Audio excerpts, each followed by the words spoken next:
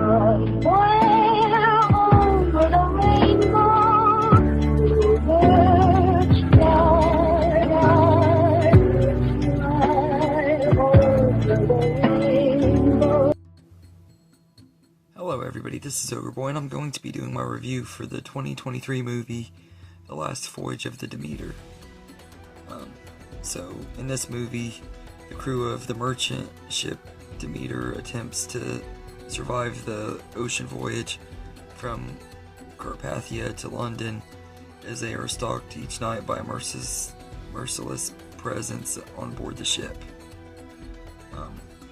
which is later to revealed to be the vampire Dracula. So I gotta say, this movie was a pretty underrated gem. I really enjoyed it. I think it's a really is a pretty good movie. The visuals are really awesome in here.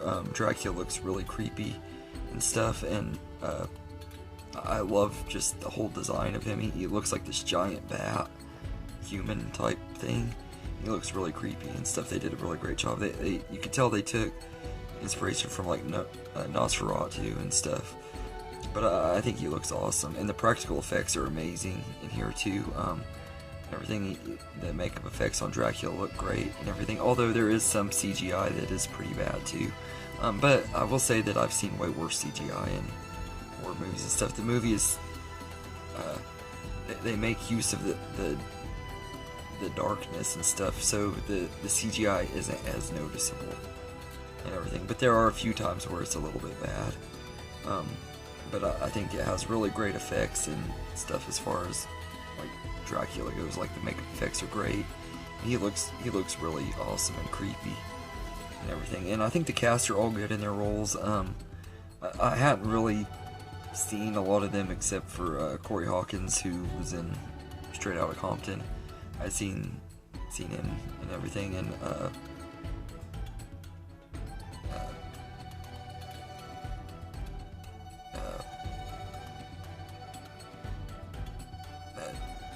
Daskmalikin. I probably butchered his name. He's pretty good too. I've seen him in a few Christopher Nolan movies and stuff, and I thought he was great too. But I feel like all of the characters had standout moments and were all given enough screen time and stuff to make them each likable, that you don't want to see them die and everything, which is really interesting for a movie like this.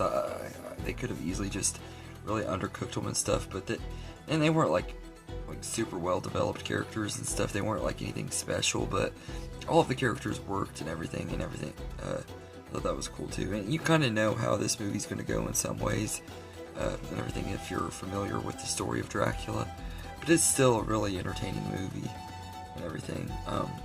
But I will say it is pretty predictable at times, because you kind of know where things are going to go and everything. But I still think it's really entertaining.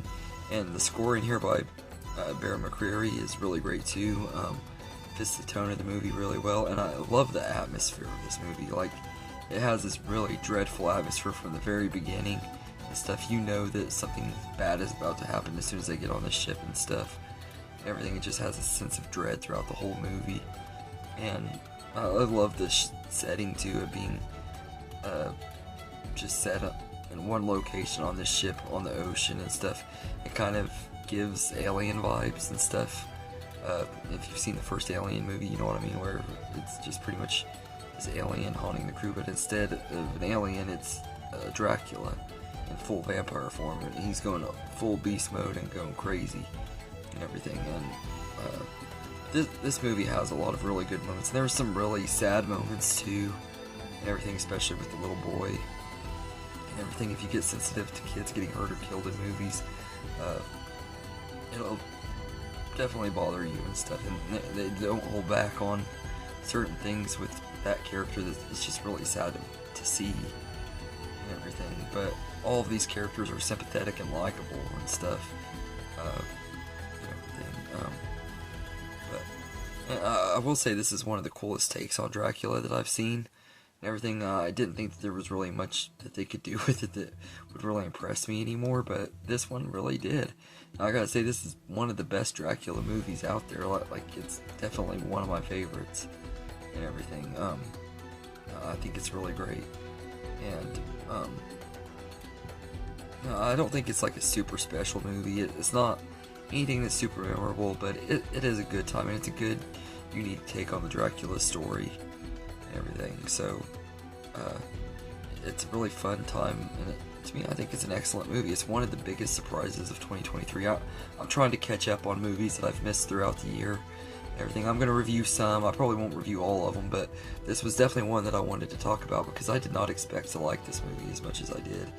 And everything, and it's definitely a very unexpected surprise, and a lot of people slept on it and everything. I went to see this I work at a movie theater, and when it first came out and everything, it was only out for like a week or maybe 2 weeks at the most, and then it left. I didn't get a chance to see it or anything, but I was really taken aback like how good this movie was, and like the production value was great too, and it has awesome practical sets and stuff. Kind of gives me the same vibe that had watching Pirates of the Caribbean, where you get the awesome practical sets and everything with some CGI. Although I will say the CGI in Pirates holds up way better than the CGI in this.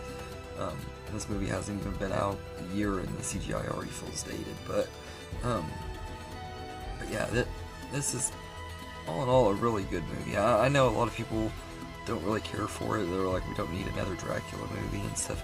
And I do agree, we've had tons and tons of Dracula movies, but this is definitely one of those rare gems, the diamond in the rough ones, that stands out and everything. And I feel like this movie doesn't get the love it deserves and everything, so I wanted to do my little review on it and give my thoughts on it.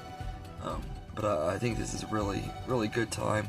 Great cinematography, great acting, great performances, awesome costumes, sets and stuff. It really makes you feel like it's in the time period that it's set in, and it's a really good movie, and really took me by surprise on how good this movie was.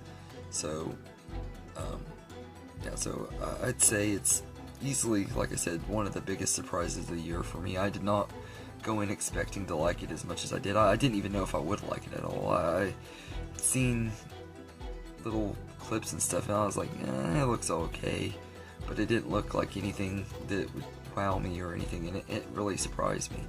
So I'm gonna go out on a limb here and say that I'd go as far to give this movie a 9.5 out of 10. It would get the full 10 out of 10 if it wasn't for the CGI. That's really the only thing holding it back from the 10 for me, because I really enjoyed this movie. I thought it was really great. It had great atmosphere, great acting, and everything, like and awesome gore too, like, and the practical effects and makeup effects on the characters when they get bitten by Dracula.